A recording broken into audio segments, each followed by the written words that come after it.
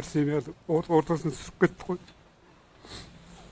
Ішінде отырған баланы 15 жасар бала әкесі мен шешесімен келе жатқанда артынан келіп атқан ғой. Баланы тек жаңа айттым ғой, түсіндіріп айттым. Жақ егінен ғана таныған ғой. Басының жартысы жоқ баланың. 15 жасар баланың. Енді мынандай бейбіт заманда сондай айуандықпен атқан, енді өзіңіз енді түсінетін шығарсыз енді. Бір семьяны үйіп отырған семьяны, бүткіл семьяны атып тастады. Ол жалғыз случай емес. Жалғыз Талдықорғанда осы бірінші жағдай емес ол. 8 январдың қаңтардың 8-інде кешкі сол 9 мен 10-ның кезінде болған. Біз оны ертеңінде сағат 4-те естиміз бұны. И то іздеп өзіміз іздейміз оны. Телефонына түсет, алмайды, ақыры телефонның қызыныкіне түсіп, соны алсақ, ол следовательде жатыр. Ол неге олда жатыр десек, ол кісілер қайтыс болып кеткендей үшеуі. Міне, сағат 4-те. Моргке бардым, мен опознавать еткенде, қызды жартылай ғана көрдім де егінен таныдым, бір жақ басы почти жоқ. Бір ата берсе сұмдық қой, мирный время.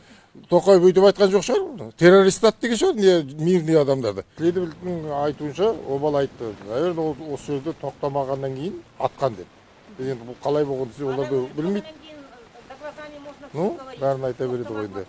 Даже если красная полоса здесь, в Талдыкургане, почему об этом не было сказано населению? Вот этот у меня вопрос. Население вообще не знало, что с 8 часов начинается комендантский час. Никто не знал. Терезесі тонировка дейміз ғой. Ол тонировкасы жоқ. Таза стекло болған машиненің. Ол жерде бала отырған солдаттар, мысалға, сол атқан военныйлар көрмеденге ешкім сенбейді. Біріншіден, Талдықорған комендант сағатын сағат 8-ге ауыстырған талдықорғандықтар ешкім білген жоқ.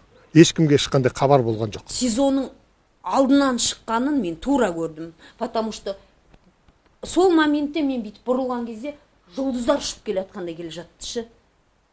Келе жатқанын бір адам ескерткен жоқ. Оқ аяқ асты жауды бізге. Аяқ асты, көзімді ашып жұмып қана үлгердім мен.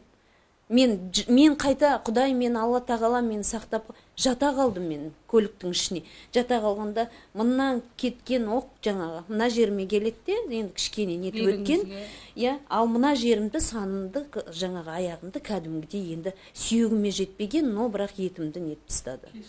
Кесіп өткен. Сол жақтан атты ғой, екеуміз де тура, екеуміз де сол жақта отырмыз. Қанша адам қайтыс болды сол жерде? Қайтыс болғанда жаңағы мен жолдасым Қайрат, жаңағы Нұрғалиев Қайрат Ақылбекұлы, содан кейін Андрей